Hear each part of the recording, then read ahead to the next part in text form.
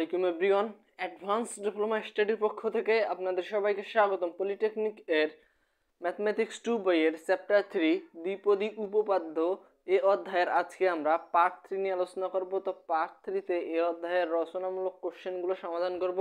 তো রচনামূলক কোশ্চেন আজকের পার্টে আমরা সকল রচনামূলক সমাধান করতে পারবো না, যার কারণে আজকে টাইপ 1 এর যে রচনামূলক কোশ্চেনগুলো রয়েছে সেগুলো সমাধান করব এবং পরবর্তী পার্টে আমরা টাইপ 2 যে রচনামূলক কোশ্চেনগুলো রয়েছে সেগুলো নিয়ে আলোচনা করব।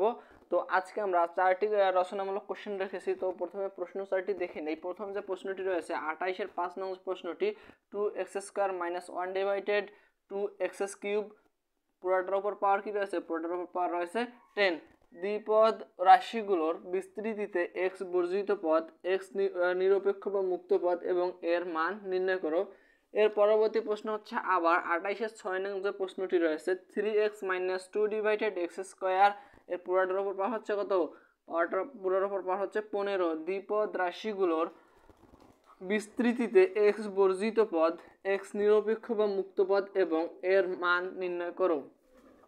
এর পরবর্তীতে যে 29 নং প্রশ্নটি রয়েছে রচনামূলক, এখানে হচ্ছে 2x - 1 ডিভাইডেড 3x² পুরোটার উপর পাওয়ার কি হচ্ছে? পুরোটার উপর পাওয়ার হচ্ছে 12। এর বিস্তৃতিতে x বর্জিত পদটির মান নির্ণয় করো। এরপর আমাদের সর্বশেষ 32 নং যে প্রশ্নটি রয়েছে সেটি হচ্ছে যে 1 + x পুরোটার উপর পাওয়া হচ্ছে 44। এর বিস্তৃতিতে 21 ও 22তম পদ দুটি পরস্পর সমান হলে x এর মান নির্ণয় করো। তো আমরা দেখতে পাচ্ছি প্রথমে আমাদের তিনটা প্রশ্ন সেম রয়েছে, অর্থাৎ x বর্জিত পদের মান আমাদের নির্ণয় করতে হবে, এবং সর্বশেষ অর্থাৎ চতুর্থ যে প্রশ্নটি রয়েছে এখানে আমাদের যে কি বলা হয়েছে 21 ও 22তম পদ দুটির পরস্পর সমান হলে x এর মান নির্ণয় করো। অর্থাৎ আমাদের 21 এবং 22তম পদ এটা আমাদের কি হবে? ইকুয়াল হবে বা সমান হবে, যার কারণে এখানে একটু ভিন্নতা রয়েছে, অর্থাৎ 32 নং প্রশ্নটি একটু ভিন্নতা রয়েছে। আমাদের এখানে যদি আমরা দেখাই তাহলে আমাদের 21তম পদের যে মানটা বের হবে 22তম পদেরও মানটা সমান হবে, অর্থাৎ 21 এবং 22তম পদের মানটা আমাদের সমান ধরে নিতে হবে। জাস্ট এখানে এটুকুই ভিন্ন।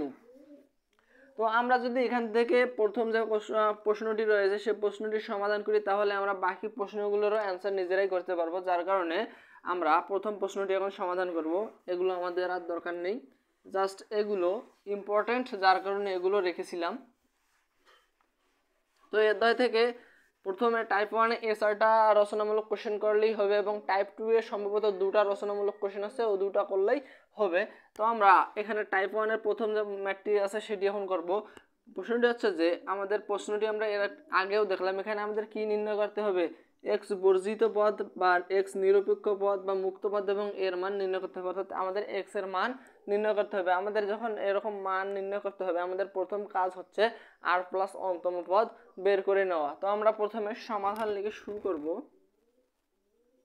সমাধান আমাদের প্রথম যে কাজটি সেটি হচ্ছে আমাদের এখানে যে মানটি দেয়া থাকবে আমরা জাস্ট হুবহু মানটি লিখে নেব। 2x² - 1 ডিভাইডেড 2x³ পাওয়ার হচ্ছে কত? 10। এর বিস্তৃতিতে অবশ্যই এটা আমার বিস্তার করতে হবে। এর বিস্তৃতিতে x বর্জিত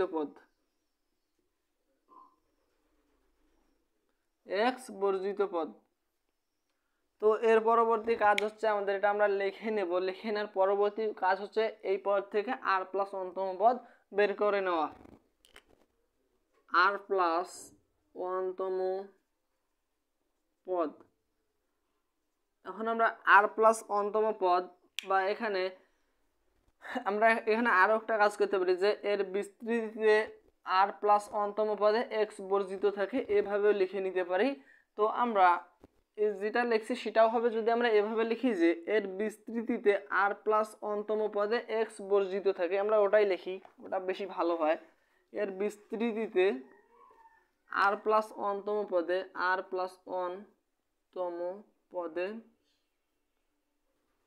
x বর্জিত থাকে,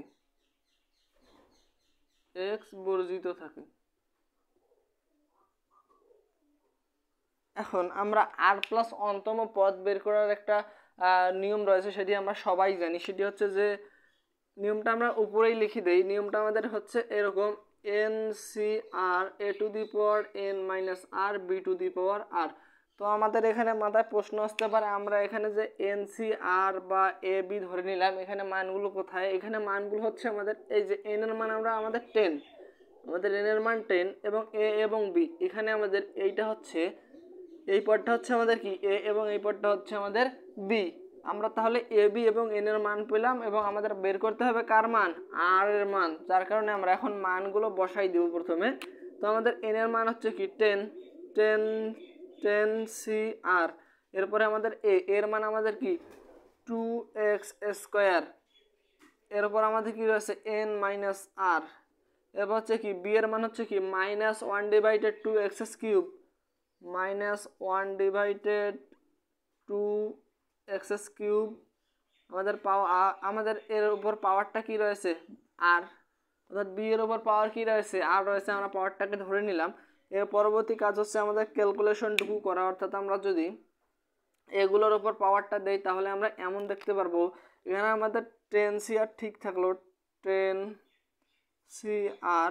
এখানে আমাদের 2 এর ওপরও এন মাইনাস আর পাওয়ার আছে, এক্স স্কোয়ারের ওপরও আমাদের এই পাওয়ারটা রয়েছে। আমরা এই পাওয়ারটাকে আলাদা করে যদি দিই তাহলে এখানে 2 এর ওপর পাওয়ার হচ্ছে এন মাইনাস।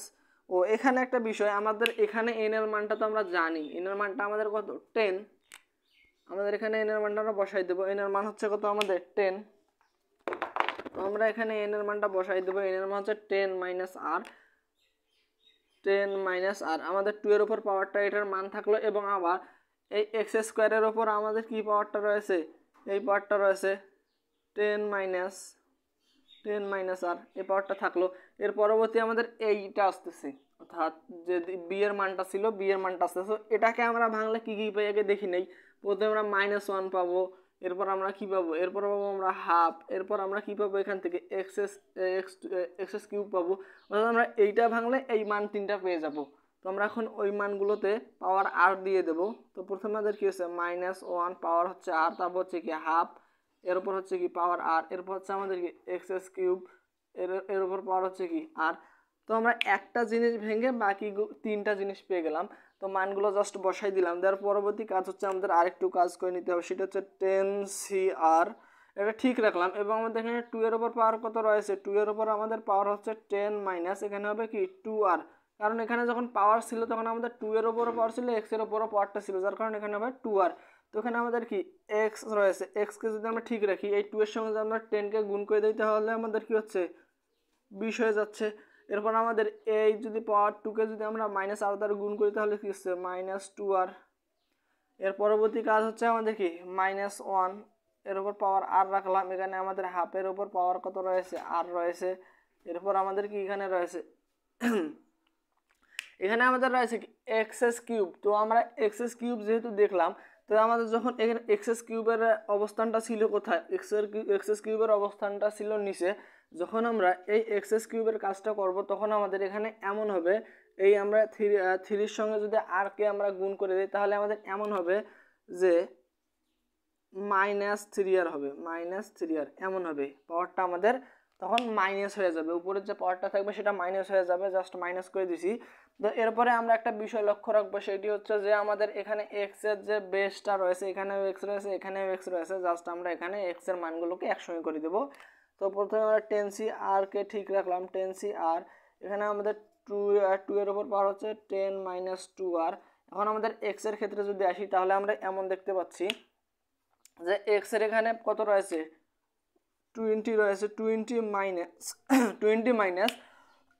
এখানে রয়েছে -2 আর, এখানে -3 আর, তাহলে কি হচ্ছে -5 আর, আর আমাদের এখানে কি থাকতেছে? এখানে থাকতেছে -1 এর উপর আর থাকতেছে, -1 এর উপর থাকতেছে আর, এবং আমাদের এখানে হাফের উপর থাকতেছে আর।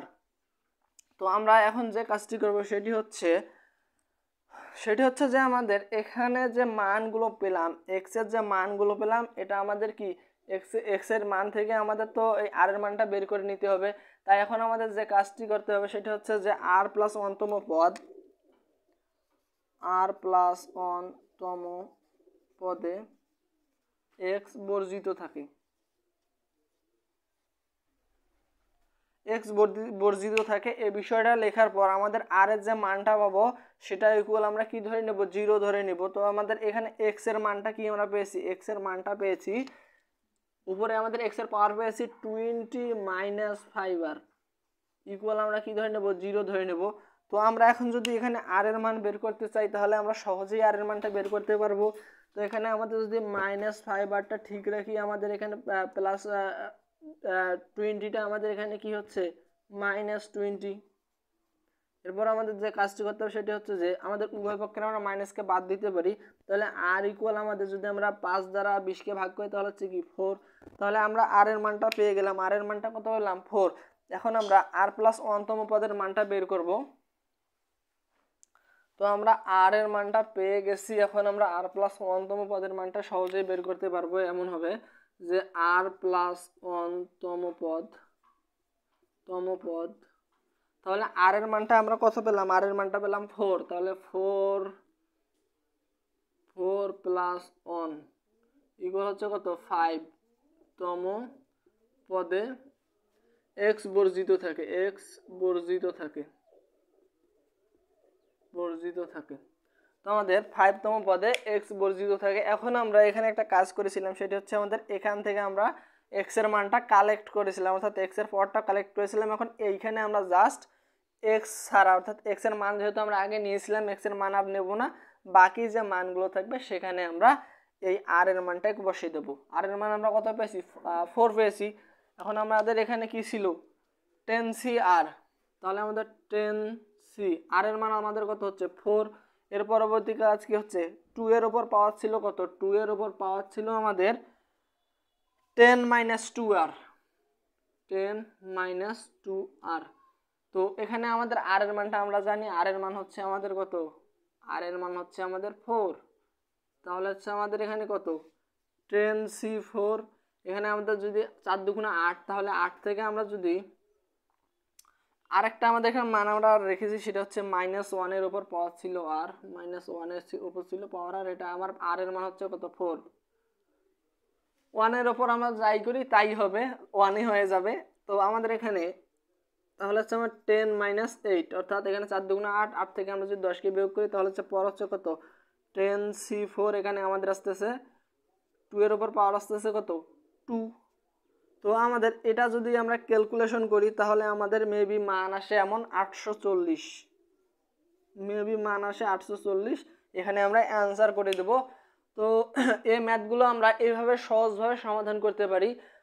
তো এর পরবর্তী পার্টে আমরা এই অধ্যায়ের আর দুটা ইম্পর্টেন্ট রচনামূলক কোশ্চেন রয়েছে, সে দুটা করে দিলেই হবে। তো আমাদের এখানে 4টা, দুটা মোট 6টা, এই অধ্যায় থেকে মোট 6টা রচনামূলক কোশ্চেন করলেই হবে, এর বেশি কোনো রচনামূলক কোশ্চেন করার দরকার নেই। তো পরবর্তী পার্ট দেখার আমন্ত্রণ জানিয়ে এখানেই শেষ করছি। আসসালামু আলাইকুম।